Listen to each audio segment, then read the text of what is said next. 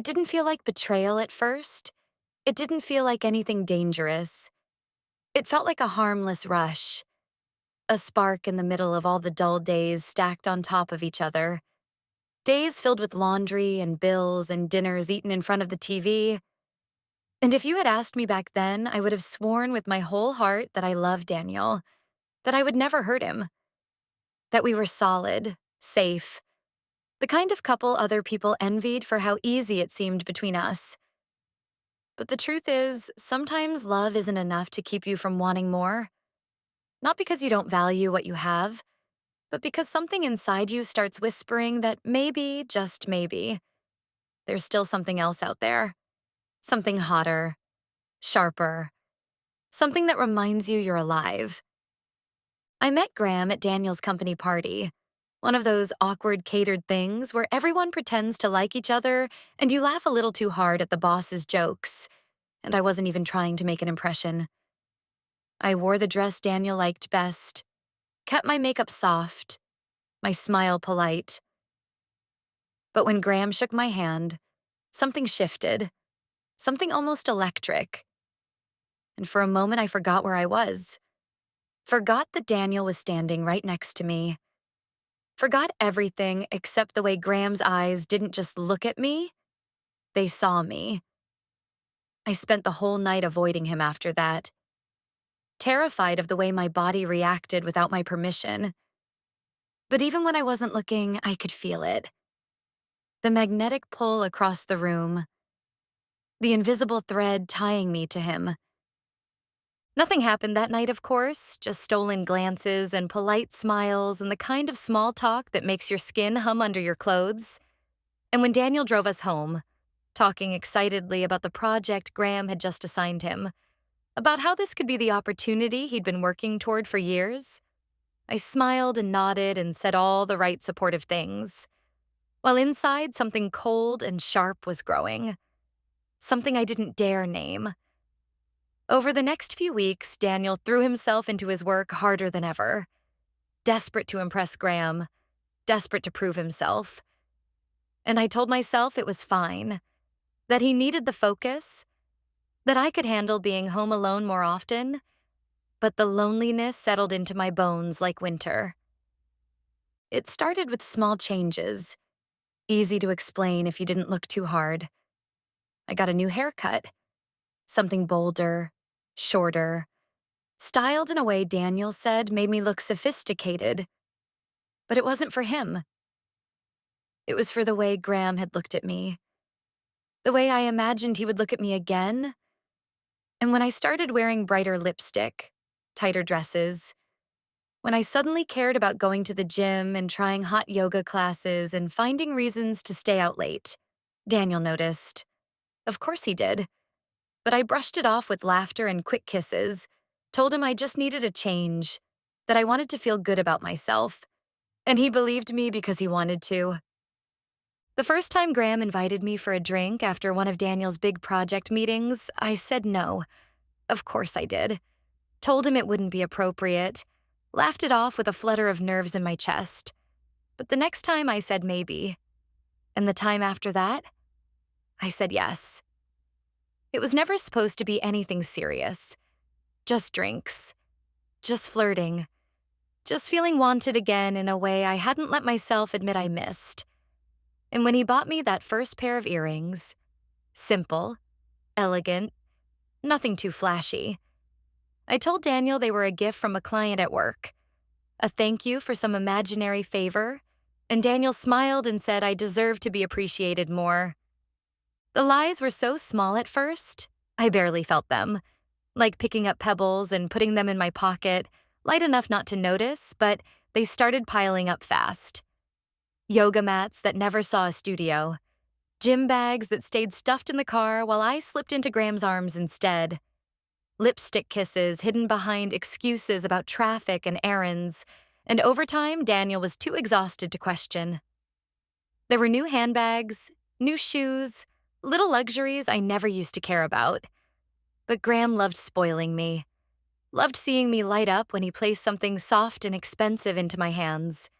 And I told Daniel I found them on sale, won them in raffles, got bonuses at work he didn't need to worry about. And every time I lied, he smiled like he was proud of me, like he believed I was building something honest. Looking back, I think Daniel knew before he ever admitted it to himself.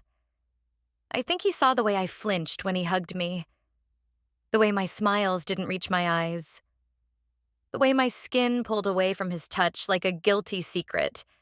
But every time he almost found the courage to ask, every time the doubt in his eyes grew too big to hide, something happened to pull him back. A glowing performance review, a glowing letter from Graham, a fat bonus check that made Daniel think maybe, just maybe, he was being paranoid. Maybe he was imagining it. And I let him believe that. I fed him the rope he wrapped around his own throat. Because as long as he doubted himself, I didn't have to face what I was doing. The first time it actually happened, it wasn't planned. At least that's what I told myself later when I was trying to sleep with a heart pounding so loud I could barely hear anything else. I told myself it was an accident, a slip, a moment of weakness that didn't mean anything. But deep down, I knew that every choice leading up to it had been deliberate. Every late-night drink, every lingering glance, every slow walk to the car under the pretense of casual conversation, it had all been building towards something inevitable. It happened in his office, late at night, after Daniel had texted that he would be working late too, that he wouldn't be home until after 10. And I told myself it was fine. It was harmless. It was just one drink. But when Graham leaned across his desk, tucked a piece of hair behind my ear, and whispered that he couldn't stop thinking about me, something inside me snapped. I didn't pull away when he kissed me. I didn't even hesitate.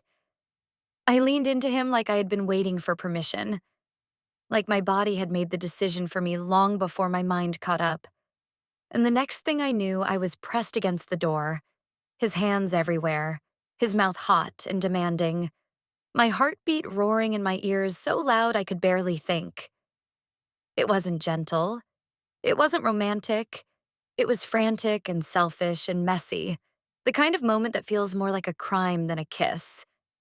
And afterward, when I stood in the tiny bathroom off his office trying to fix my smeared lipstick and trembling hands, I looked at myself in the mirror and didn't recognize the woman staring back.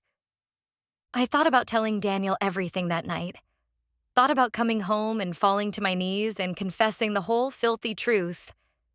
But when I walked through the door and saw him sitting on the couch, laptop open, paperwork scattered everywhere, a cold slice of pizza balanced on the armrest, he looked up at me and smiled like he was the luckiest man in the world, just because I had come home to him. And I couldn't do it. I kissed him on the forehead, told him I was exhausted, and went upstairs to shower, scrubbing my skin until it burned, until there was nothing left but the guilt coiled tight in my chest like a second heartbeat. I told myself it was a mistake that would never happen again, that it was a one-time thing, a stupid lapse I could bury and forget. But the next time Graham touched my arm during a meeting, the next time he smiled at me like we shared a secret no one else knew, I felt that same rush flood through me. And the next time we were alone, I didn't even pretend to fight it. It became a pattern so fast it scared me. Stolen moments in empty offices, quick meetings under the guise of work, a hand brushing my waist when no one was looking, a text at midnight that made my stomach drop and my hands shake. And every time I told myself I was still in control, that I could stop whenever I wanted.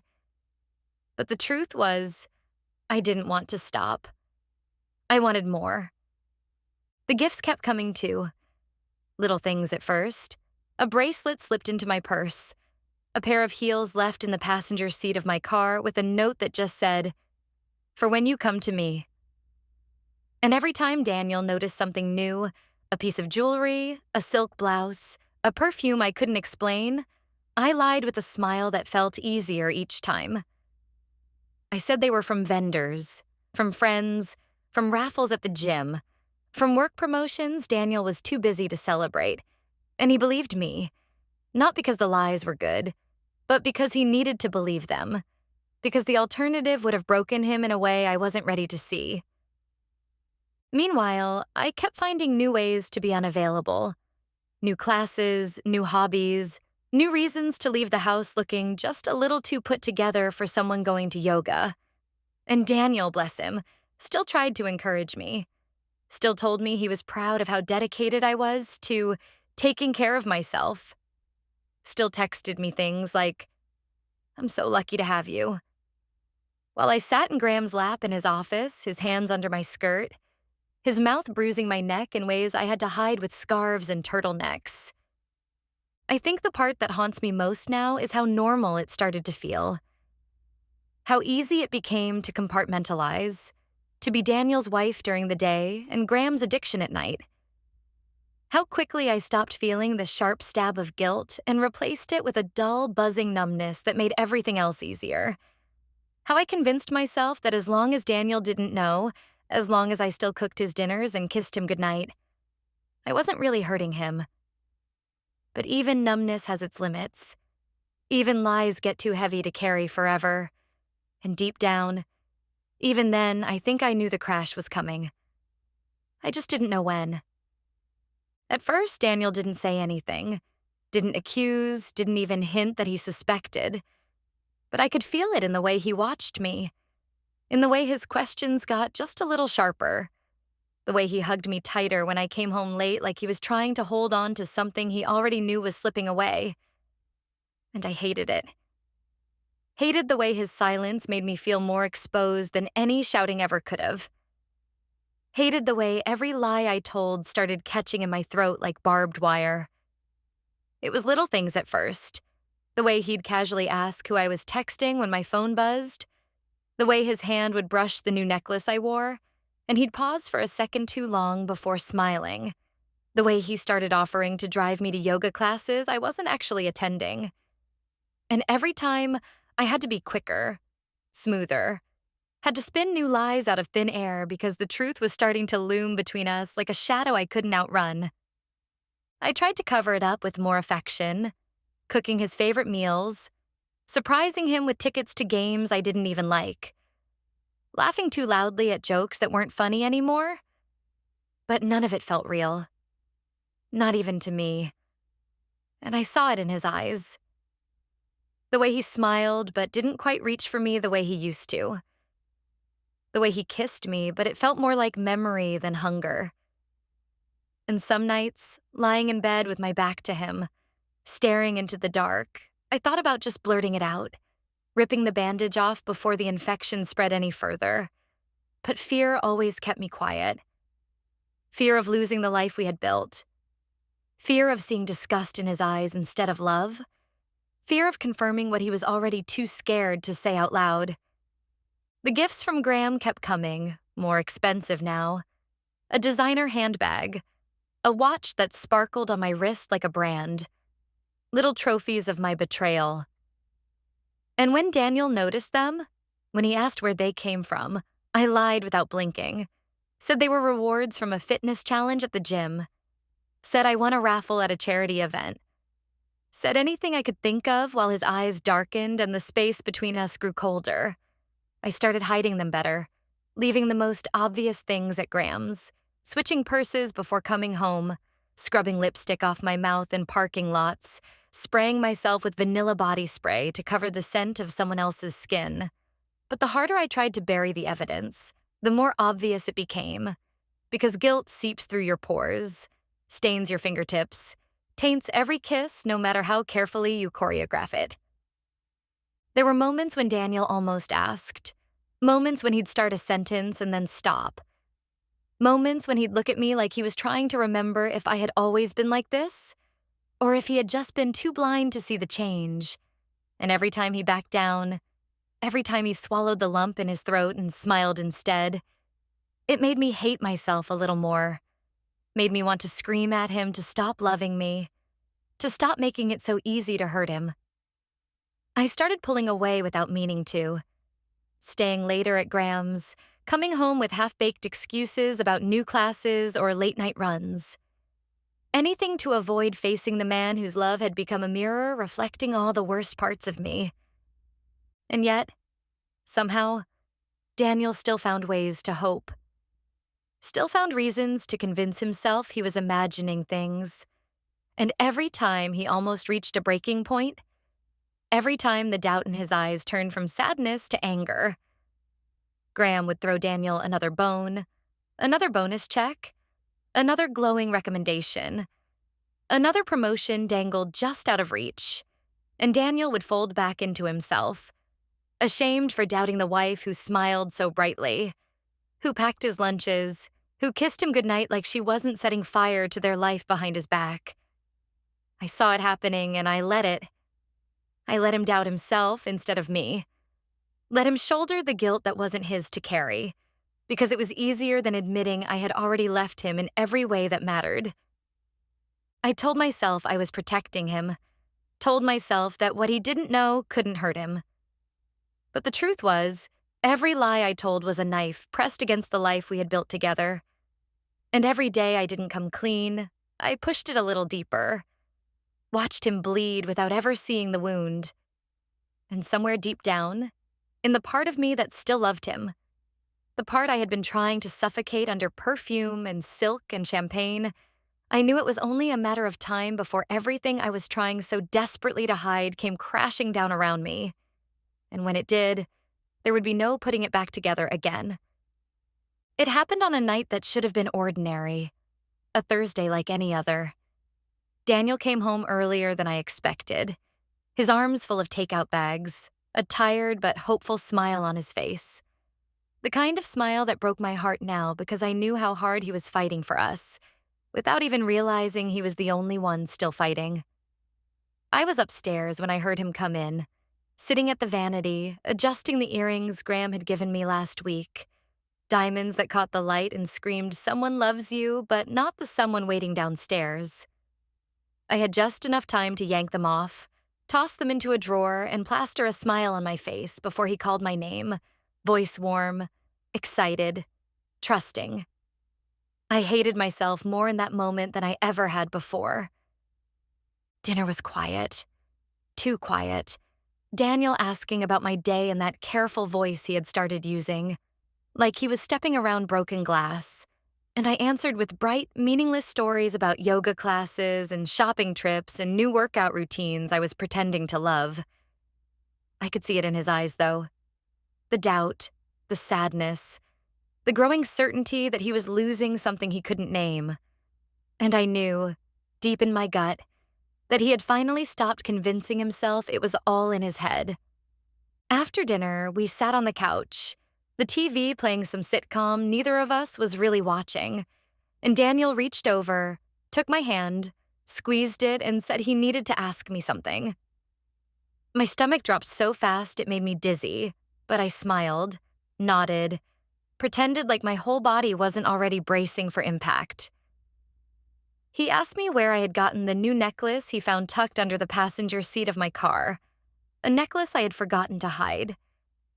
A gift from Graham wrapped in velvet and gilt. And I opened my mouth to lie. Some story already half-formed about a giveaway at the gym or a friend's birthday party. But something in his face stopped me. He wasn't angry. He wasn't accusing. He just looked tired. So goddamn tired. Like he had been carrying a weight too heavy for too long and was finally ready to set it down, no matter what it crushed. I heard myself say it before I even realized I was speaking, the truth tumbling out of me in a rush of broken syllables. It's not from the gym. It's not from a friend. It's from someone else, from Graham, from your boss. And I watched the world fall out of his eyes as the words hit him. He didn't move for a long time, didn't speak, didn't shout or curse or throw anything. Just sat there holding my hand, still holding it even as the skin between us went cold. Even as I started shaking so hard the couch vibrated under us. Finally, he let go, stood up, walked to the other side of the room like he needed distance just to breathe. And when he turned back to me, there was nothing left of the man who used to laugh so easily, who used to pull me into his arms like I was the best thing that ever happened to him. He asked how long, and I told him months. longer than I wanted to admit, and he nodded like he had already known. Like he had counted the missed dinners, the fake gym nights, the new clothes and jewelry he hadn't bought, stacked them up like evidence he had been too scared to use until now. He asked if I loved Graham, and I shook my head so fast it made my vision blur. Told him no. Told him it wasn't love. It was never love. It was stupid and selfish and meaningless, but even as I said it, I knew the damage was already done. That it didn't matter if it was love or lust or boredom, because betrayal doesn't care about your reasons. It only knows that you chose someone else when you promised you never would. Daniel didn't ask any more questions after that. Didn't want the details. Didn't want to know how many lies I had told or how many times I had come home smelling like another man and smiled in his face. He just stood there, looking at me like he was trying to memorize this version of me, the one he had never wanted to see. Then he said the words that will haunt me for the rest of my life. I loved you so much I made myself blind for you. And with that, he turned, grabbed his keys, and walked out the door, leaving me alone in the wreckage I had built. The silence so loud it felt like it would crush me. After Daniel left, the house shrank around me, the walls pressing closer, the silence growing heavier by the second.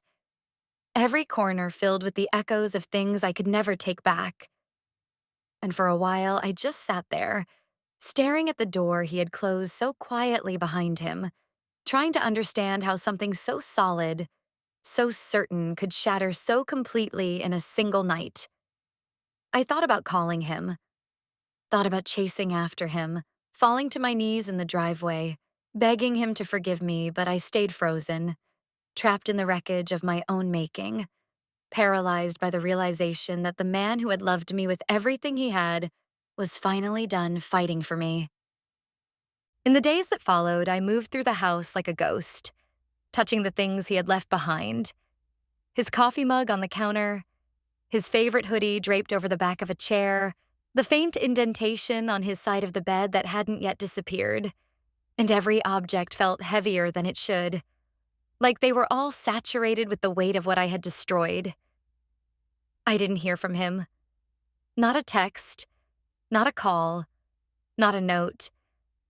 And every hour that passed without his voice felt like another thread snapping inside me, unraveling everything I thought I knew about who I was and what I had been willing to throw away. I stopped seeing Graham immediately, cut it off without explanation, blocked his number, deleted every message, every photo, every trace of the life I had built on lies and stolen glances. Because looking at him made me sick, because now I saw it clearly. It was never love, never even close. It was addiction. It was ego. It was escape. And none of it could fill the hollow space Daniel had left behind. Graham didn't fight for me, didn't call, didn't show up at my door begging me to come back. And that hurt more than I expected. Not because I wanted him, but because it made it clear just how little I had meant in the end. It wasn't Graham I missed. It wasn't the gifts or the attention or the thrill of doing something forbidden. It was Daniel's laugh echoing down the hallway, Daniel's hand reaching for mine in the dark, Daniel's quiet, steady presence wrapping around me like a second skin. And I realized too late that what I thought was boredom, what I thought was routine, was actually safety, was actually love in its purest, most enduring form. And I had stomped all over it, traded it for fleeting validation from a man who would have forgotten me the second I became inconvenient. After a week, I couldn't take the silence anymore. I couldn't take waking up in a house that still smelled like him but felt like a mausoleum. So I called him, heart in my throat, the voice shaking, and when he didn't answer, I left a voicemail, poured out everything I hadn't been brave enough to say before. That I was sorry, that I had been selfish and blind and cruel, that I didn't love Graham, that it was always him, only him, that I didn't even realize how much I loved him until the moment I saw the door close behind him. I told him I would do anything, anything he asked, that I would spend the rest of my life making it up to him if he gave me the chance. But when I hung up, the crushing silence on the other end felt like an answer all by itself. I sent letters after that, long ones, handwritten, pouring every ounce of remorse and longing into the pages, trying to make him see that I understood now, that I wasn't trying to excuse what I had done, just trying to show him that I had finally woken up to the depth of the hurt I caused. I left them on his doorstep because he never opened the door when I knocked, never answered the phone when I called, and after a while, even the hope that he was reading them felt too fragile to hold on to. The last time I saw him was by accident, months later in a grocery store parking lot. He was loading groceries into the trunk of a car I didn't recognize, his hair a little longer, his shoulders set differently, like he had finally put the weight of me down for good. And for a second, our eyes met across the asphalt, and he gave me a small, sad smile. The kind of smile you give a stranger who looks a little too familiar. And then he got in the car and drove away without looking back. I stood there for a long time after he was gone, the summer air thick around me, the sound of tires on pavement fading into the distance, and I realized that was it. That there would be no grand reconciliation, no teary reunions, no second chances, only the slow, painful work of living with what I had done, of building a life out of the ashes of the one I burned to the ground. Some nights I still dream about him, about the way he used to laugh, about the way he used to say my name like it meant something beautiful, and I wake up reaching for someone who isn't there, someone who will never be there again, because sometimes you don't realize what you have until you've destroyed it so thoroughly there's nothing left to salvage.